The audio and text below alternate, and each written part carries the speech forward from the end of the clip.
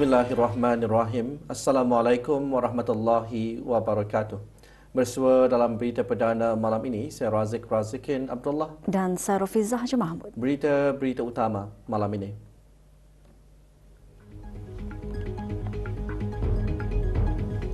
Kebawah Duli Yang Maha Mulia Paduka Seri Baginda Sultan dan Yang di-Pertuan Negara Brunei Darussalam bertitah mengingatkan mengenai cabaran pendidikan masa kini yang berpunca dari kemajuan digital.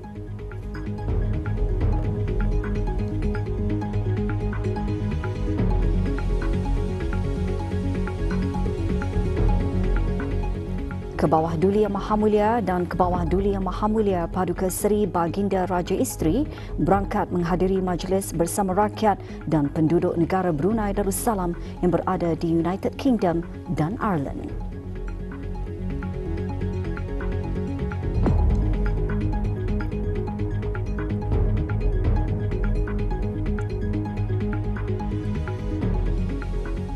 Kebawah Duli Yang Maha Mulia Paduka Seri Baginda Sultan Haji Hassan Al-Bolkiah Mu'izzuddin Wad Daulah Ibni Almarhum Sultan Haji Omar Ali Saifuddin Sa'dul Khairuddin Sultan dan Yang di-Pertuan Negara Brunei Darussalam bertitah mengingatkan mengenai cabaran pendidikan masa kini yang berpunca dari kemajuan digital. Tegas Baginda, jika teknologi itu tidak digunakan dengan bijak, seimbang dan berhemah, maka risikonya mungkin tinggi seperti risiko keletihan digital, digital fatigue dan keletihan digital addiction yang boleh menjejaskan perkembangan akademik dan mental para pelajar. Kebawah Duli Yang Maha Mulia mengingatkan demikian dalam titah pada majlis bersama penuntut-penuntut beserta rakyat dan penduduk negara Brunei Darussalam di United Kingdom dan Air. Baginda memulakan titah dengan merafakkan syukur kehadrat Allah Subhanahu Wa Taala kerana dapat berangkat ke majlis yang sangat bermakna itu untuk beramah mesra dengan rakyat dan penduduk negara Brunei Darussalam yang sedang berada di United Kingdom dan Ireland yang terdiri daripada para pelajar, pegawai kerajaan yang bertugas di sana dan mereka yang sedang bercuti bersama keluarga. Pertemuan itu titah Kebawah Duli Yang Maha Mulia memberi peluang kepada Baginda untuk bersilaturahim dengan rakyat di perantauan, khasnya dengan para pelajar yang sedang menuntut ilmu. Beta gembira mengetahui mengenai kejayaan akademik yang diperolehi oleh para pelajar di sini. Kejayaan tersebut berupa jumlah pelajar yang meningkat di bawah skim beasiswa kerajaan ke luar negeri dan skim bantuan pinjaman pendidikan kawalan Kementerian Pendidikan yang telah memperolehi ijazah sarjana muda dengan sekurang-kurangnya klasifikasi kedua atas second upper dari institusi pengajian di United Kingdom. Kejayaan ini meningkat dari seramai 29 orang pelajar atau 36% daripada keseluruhan pelajar yang tamat pengajian pada tahun 2024 kepada 33 pelajar ataupun 60% pada tahun ini. Ini menunjukkan pembelajaran mereka yang berkesan dan mampu untuk menghasilkan prestasi yang tinggi. Begitu juga turut meningkat ialah jumlah pelajar peringkat ijazah sarjana muda yang mengikuti pengajian di bawah skim beasiswa kerajaan ke luar negeri ke universiti yang berkedudukan 10 teratas dunia, iaitu dari hanya seorang pelajar pada tahun 2021 kepada 5 orang pelajar pada tahun ini. Ini juga membuktikan para pelajar Brunei mampu untuk menembusi pengajian di universiti ternama. Beta berharap kecermelangan ini akan terus dijaga untuk menyuntik semangat pelajar-pelajar yang lain. Kebawah Duli Yang Maha Mulia seterusnya bertitah menyelusuri proses pendidikan masa kini ada cabaran di hadapan. Baginda juga bertitah nikmat kesejahteraan dan keamanan mesti terus disyukuri dengan iringan doa semoga Allah Subhanahu Wa Taala sentiasa melimpahkan rahmatnya kepada semua dan negara. Cabaran itu berpunca dari kemajuan digital. Kehidupan dalam era digital kini banyak memberi kemudahan kepada para pelajar dalam pembelajaran, penyelidikan, komunikasi dan perkembangan kemahiran. Namun, perlu juga diingat jika teknologi ini tidak digunakan dengan bijak, seimbang dan berhemah, maka risikonya mungkin tinggi, seperti risiko keletihan digital, digital fatigue, dan ketagihan digital addiction yang boleh menjejaskan perkembangan akademik dan mental para pelajar.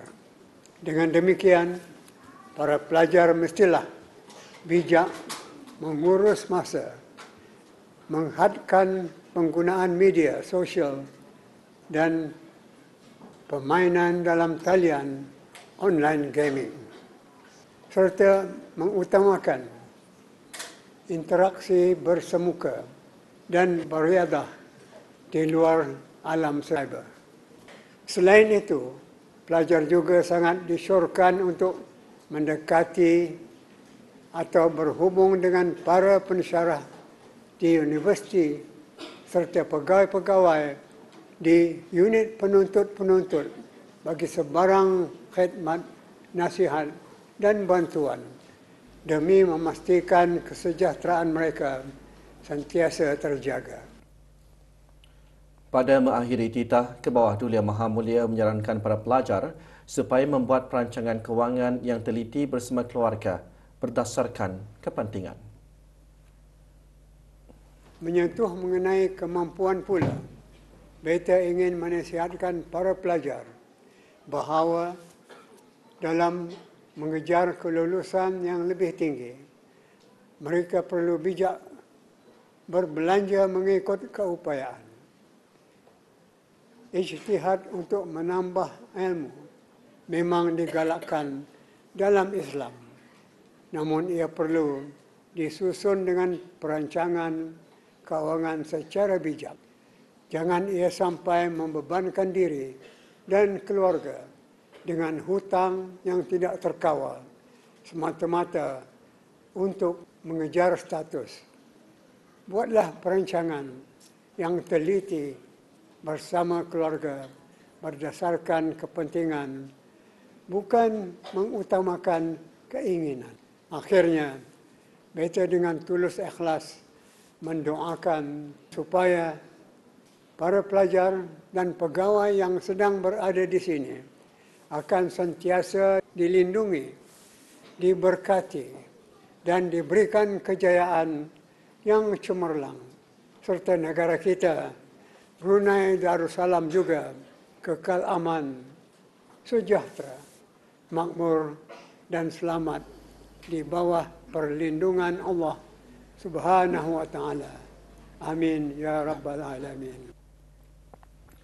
Kebawah Duli Yang Maha Mulia Paduka Seri Baginda Sultan dan Yang di-Pertuan Negara Brunei Darussalam dan Kebawah Duli Yang Maha Mulia Paduka Seri Baginda Raja Isri, Pengiran Anak Hajah Salehah binti Almarhum Pengiran Pemanca Pengiran Anak Haji Muhammad Alam berangkat menghadiri majlis bersama rakyat dan penduduk negara Brunei Darussalam yang berada di United Kingdom dan Ireland. Majlis berlangsung di Royal Lancaster Hotel, London. Keberangkatan Kebawah Duli Yang Maha Mulia dan Kebawah Duli Yang Maha Mulia Paduka Seri Baginda Raja Isteri dijunjung oleh Tuan Yang Terutama Laksmana Pertama Bersara Pengiran Datuk Seri Pahlawan Nur Azmi bin Pengiran Haji Muhammad Bersuruhjaya Tinggi Negara Brunei Darussalam ke United Kingdom dan Ireland dan isteri Pengiran Datin Nur Alam binti Pengiran Haji Kahar serta Dayangku Nabilah binti Pengiran Bahrain yang di-Pertua Persatuan Penuntut-Penuntut Negara Brunei Darussalam dan dan Dayang Zohrah Fatin Aina binti Muhammad Syukri, Naib Yang di-Pertua Persatuan berkenaan.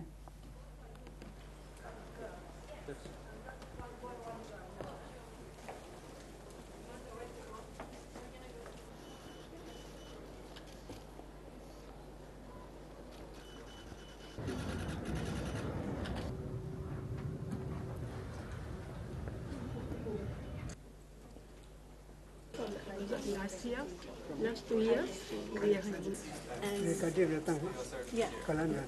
yes. Yeah, doctor. 1 year. 1 year. Already a doctor, yeah. Already a doctor, already specializing in Elizabeth line, it takes 40 minutes. 40 minutes on the look to there. And is that like do you have to take a 40 or is it like an option? Berangkatan ke bawah duli Yang Maha Mulia Paduka Seri Baginda Sultan dan ke bawah duli Yang Maha Mulia Paduka Seri Baginda Raja Isteri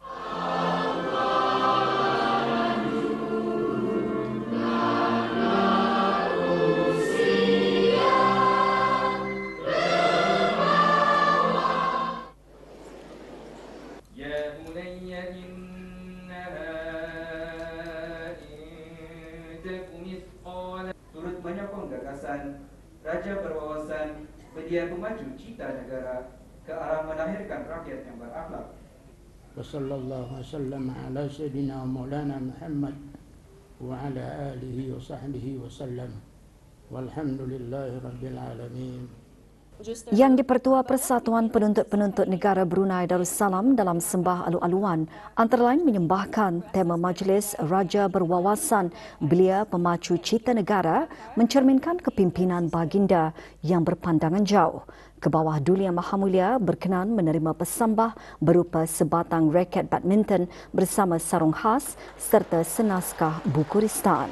Kebawah Duli Yang Maha Mulia Paduka Seri Baginda Raja Isteri juga berkenan menerima pesambah sebingkai kaca patri gabungan 5 bunga kebangsaan. Majlis diserikan dengan persembahan tausyih Bisalamil Mubin.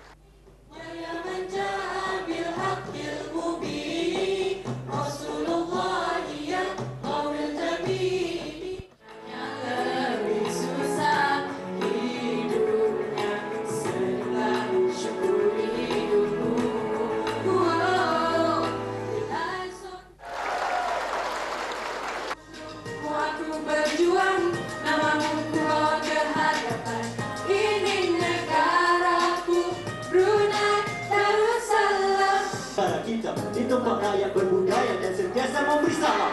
Negara Brunei Darussalam. Kebawah Duli Yang Maha Mulia dan Kebawah Duli Yang Maha Mulia Paduka Seri Baginda Raja Isteri berangkat bercemar duli beramah mesra bersama kira-kira 1,130 rakyat dan penduduk negara Brunei Darussalam yang berada di United Kingdom dan Ireland.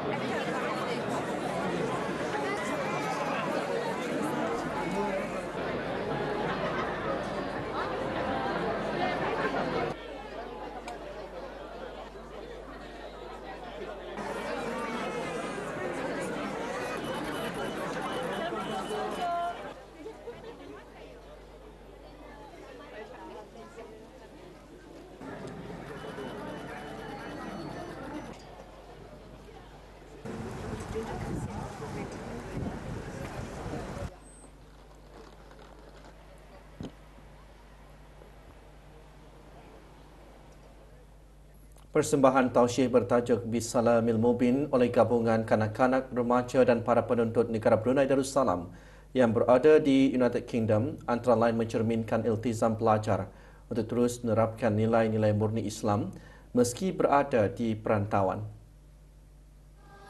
Bacaan selawat menyerikan suasana dengan harapan serta doa agar Allah Subhanahu wa taala mengurniakan ke bawah Duli Yang Maha Mulia berdua dengan keselamatan, kesejahteraan dan kesihatan berpanjangan.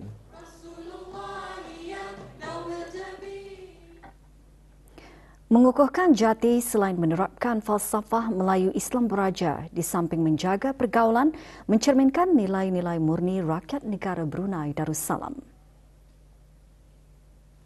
Remember to stay grounded to our identity and also our jati diri, and never forget where you're from, as they are essential for when we come back, so that our ideas are always rooted in our values.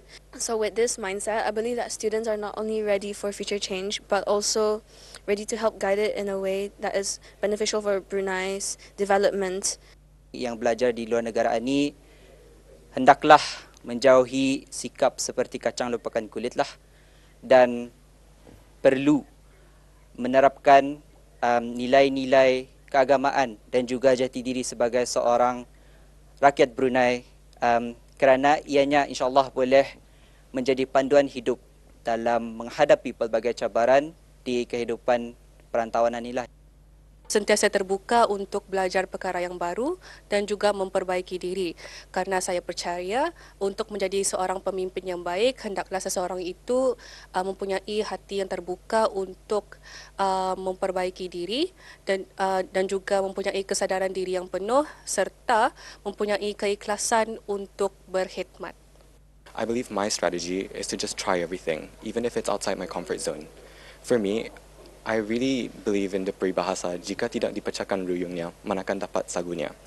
Because without all the chances I've taken, I wouldn't have become the person I am today.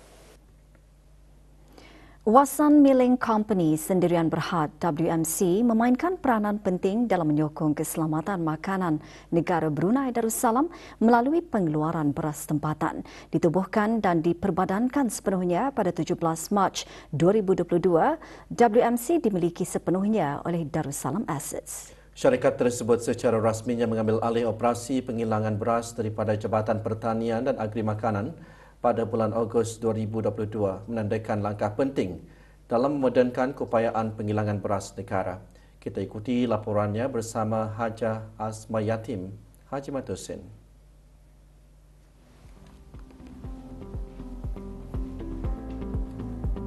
Selaras dengan strategi perkembangannya, WMC mengembangkan lagi operasinya pada 1 April 2025 dengan pengenalan Operasi Kandol. Ia membolehkan syarikat tersebut terlibat merintasi rantaian nilai beras daripada penanaman hingga pemprosesan, sekaligus memperkukuh kemampanan pengeluaran beras tempatan. Setakat ini, syarikat berkenaan mengeluarkan 2 jenis beras utama. The padi will go through a number of processes to filter out the finer impurities from the rice. And it will also filter out the stones, the pebbles from the padi, and it will also go through the removal of husk, and then it will go further separation of the padi and rice, and then it will go with the whitener and polisher, and after that it will go through a number of processes again, which is to separate the head rice and the broken rice, and then it will be packed into what you see. Dengan pelaburan berterusan terhadap infrastruktur, kerjasama kukuh bersama para petani dan komitmen terhadap kualiti, WMC komited untuk menyokong industri beras di negara Brunei Darussalam dan menyumbang kepada keselamatan makanan negara. With the upgraded facility, we are able to take in more padi. So with the upgraded facility, we can take up to 7 metric tons per hour. Whereas previously, our old facility, we are able to do 3.5 metric tons per hour. So now the total is 10.5 metric tons per hour. So one of the future plans for WMC is that we will be getting a cold storage warehouse. So this is for storing any future rice. Hajah Asma Yatim, Haji Matusin melaporkan untuk Berita RTB. Musim cuti persekolahan dimanfaatkan sepenuhnya oleh orang ramai dengan pelbagai aktiviti berfaedah seperti aktiviti berkemah yang semakin mendapat sambutan. Aktiviti seumpamanya dapat mengeratkan hubungan kekeluargaan di samping menggalakkan amalan gaya hidup sihat. Aktiviti berkhemah di kawasan pantai bukan sahaja memberi pengalaman rekreasi, malah juga menguji ketahanan fizikal, disiplin serta keupayaan para pekhemah dalam menghadapi pelbagai cabaran.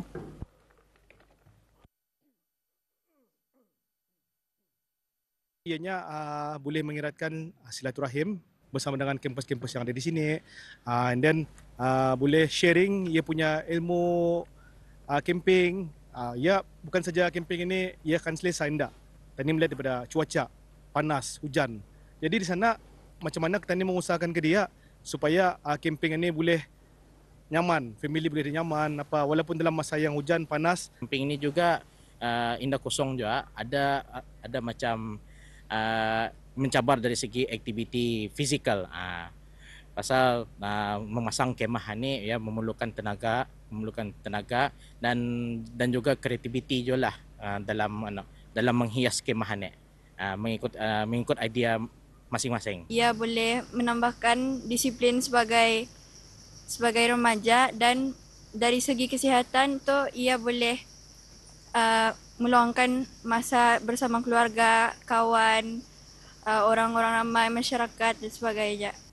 Selain mengeratkan hubungan kekeluargaan, aktiviti berkemah juga mampu memberi kesan positif terhadap perkembangan fizikal dan emosi kanak-kanak melalui aktiviti luar seperti sukan rekreasi, kerja berpasukan dan kepentingan menjaga kebersihan alam sekitar.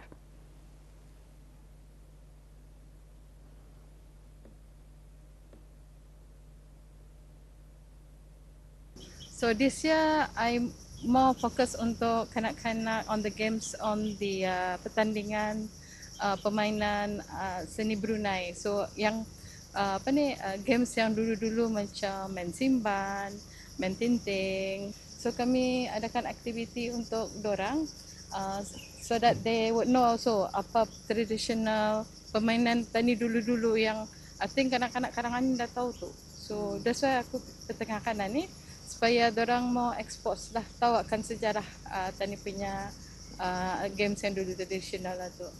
Dengan perancangan yang rapi dan sikap bertanggungjawab, aktiviti berkemah dapat dijadikan sebagai satu pengalaman bermakna serta kenangan terindah buat seisi keluarga dan kawan-kawan sepanjang cuti persekolahan.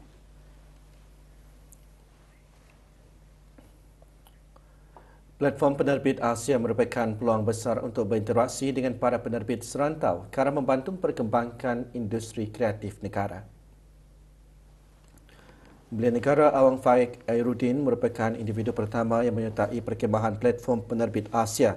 Program diadakan di Jepun itu menghimpunkan lebih 50 penerbit dari seluruh rantau Asia. Perkemahan antara lain membolehkan para peserta bertukar pandangan, meneroka amalan artistik setempat serta menghidupkan semula tapak warisan.